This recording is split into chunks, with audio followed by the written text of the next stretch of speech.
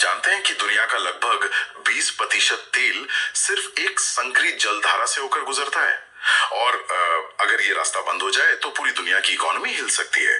आज हम समझेंगे दुनिया के महत्वपूर्ण स्ट्रेट्स और चैनल्स और खासतौर पे स्ट्रेट ऑफ हॉर्मुज। हाँ, और ये समझना बहुत जरूरी है क्योंकि हमारी पूरी आधुनिक दुनिया की अर्थव्यवस्था मतलब असल में चंद पतले समुद्री धागों पर लटकी हुई है।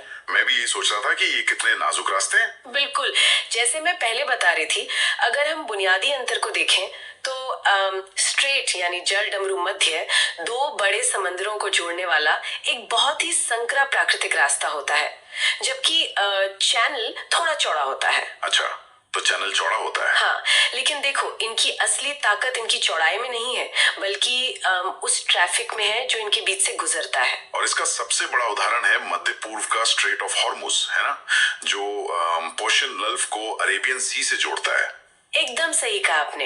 एक तरफ ईरान है और दूसरी तरफ ओमान। लेकिन यार, एक बात मुझे हमेशा खटकती है, इसकी चौड़ाई करीब 33 किलोमीटर है। मतलब 33 किलोमीटर तो बहुत बड़ा रास्ता होता है, फिर से इतना नाजुक चोक पॉइंट क्यों कहते हैं? ये बहुत अच्छा सवाल है। समंदर के ऊपर से देखने में ये 33 किलोमीटर चौड़ा लग सकता है, लेकिन पानी के नीचे की गहराई, जिसे हम जहाजों का ड्राफ्ट कहते हैं, उसकी वजह से तस्वीर एकदम बदल जाती है। अच्छा, वो कैसे? देखो, विशाल ऑयल टैंकर इतने भारी होते हैं कि वे सिर्फ बीच के बहुत संकरे हिस्से में ही चल सकते हैं। ये एक 8 लेन हाईवे की तरह है, जहां भारी गाड़ियां सिर्फ बीच की 2 लेन में ही चल सकती हैं। अब समझ में आया। हाँ, और सोचिए, अगर वहां कोई एक जहाज फंस जाए या उस रास्ते में समुद्री बारूदी सुरंगें मतलब सी माइंस बिछा दी जाएं, तो पूरा का पूरा ट्रैफिक ठप हो जाएगा। बाप रे, मतलब सारा खेल उस गहराई और जहाजों के साइज का है। बिल्कुल, वो ग्लोबल मार्केट पे हमेशा हावी रहता है। सऊदी अरब, इराक, कुवैत और यूएई पूरी तरह इसी मार्ग पर निर्भर है। अगर यहाँ सप्लाई रुकती है तो दुनिया भर में ग्लोबल इन्फ्लेशन रातों रात बढ़ जाएगा। और भारत जैसे देशों पर इसका क्या असर होगा? बहुत बुरा असर होगा। भारत अपना ज्यादातर तेल आयात करता है, तो वहाँ पेट्रोल डीजल की कीमतें तुरंत आसमान छूने लगेंगी। सही बात है। खैर, अगर होर्मुज में तेल फंसता है तो मुझे सीधे मलक्का की याद आती है, यानी स्ट्रेट ऑफ मलक्का। हाँ, मलक्का तो और भी दिलचस्प है, क्योंकि वहां तेल से ज्यादा इलेक्ट्रॉनिक्स और मैन्युफैक्चरिंग का पूरा इकोसिस्टम फंसा है ना? चीन और जापान के लिए अपना सामान दुनिया तक पहुंचाने का इससे बेटर कोई शॉर्टकट नहीं है। बिल्कुल, स्ट्रेट ऑफ मलक्का एशिया का सबसे व्यस्त ट्रेड रूट है। ये इंडियन ओशन को साउथ चाइना सी से जोड़ता है। तो ये एक तरह से लाइफलाइन हुई। हाँ, पूरी तरह से इन एशियाई देशों की लाइफलाइन है। इसके अलावा दुनिया में जिब्राल्टर है, जो यूरोप और अफ्रीका के बीच गेटवे है, और बाबल मंडेब, जो स्वेज नहर का अहम हिस्सा है। ये सब तो दुनिया की बात हो गई, लेकिन अगर हम भारत के सामरिक नक्शे की बात करें तो पाक स्ट्रेट तो हम जानते हैं, जो तमिलनाडु और श्रीलंका को अलग करता है। जी हाँ।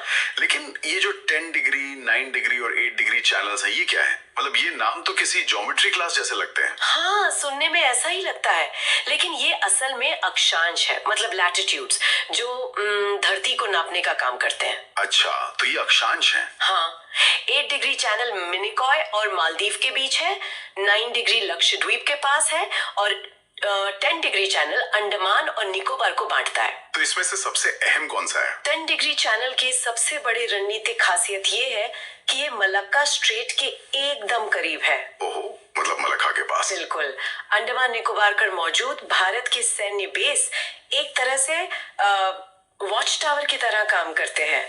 क्या बात है। हाँ, मतलब मलक्का की तरफ जाने वाले या वहां से आने वाले किसी भी जहाज पर भारत आसानी से नजर रख सकता है। हाँ, और जरूरत पड़ने पर उस चोक पॉइंट पे भारी दबाव भी बना सकता है। तो हम सिर्फ भूगोल नहीं पढ़ रहे हैं, हम दुनिया के चोक पॉइंट्स पर पहरेदारी का सिस्टम समझ रहे हैं। बिल्कुल सही समझे आप। होर्मुज ऊर्जा के लिए, मलक्का ट्रेड के लिए, और 10 डिग्री चैनल भारत की सामरिक ढाल के लिए। हाँ, यही इनका असली महत्व है। लेकिन एक सवाल मुझे भविष्य की ओर देखने पर मजबूर कर रहा है। वो क्या? आज हॉर्मुज इतना अहम है क्योंकि दुनिया तेल पर टिकी है, लेकिन जब हम पूरी तरह से इलेक्ट्रिक व्हीकल्स और बैटरी पर शिफ्ट हो जाएंगे और तेल की जरूरत खत्म हो जाएगी, तो क्या इन चोक पॉइंट्स को लेकर होने वाला तनाव हमेशा के लिए खत्म हो जाएगा? ऐसा सोचना सुकून जरूर देता है, लेकिन हकीकत कुछ और ही है। वो कैसे? देखिए, तेल की जगह लिथियम, कोबाल्ट और रेयर अर्थ मिनरल्स ले लेंगे, और इन खनिजों की सप्लाई चेन के रास्ते भी किसी न किसी नए समुद्री या जमीनी संकरे रास्ते से होकर गुजरेंगे। मतलब चोक पॉइंट्स कभी खत्म नहीं होते? नहीं, वे बस ग्लोबल मैप पर अपनी जगह बदल लेते हैं, और भू राजनीतिक तनाव भी उनके साथ उन नई जगहों पर शिफ्ट हो जाएगा।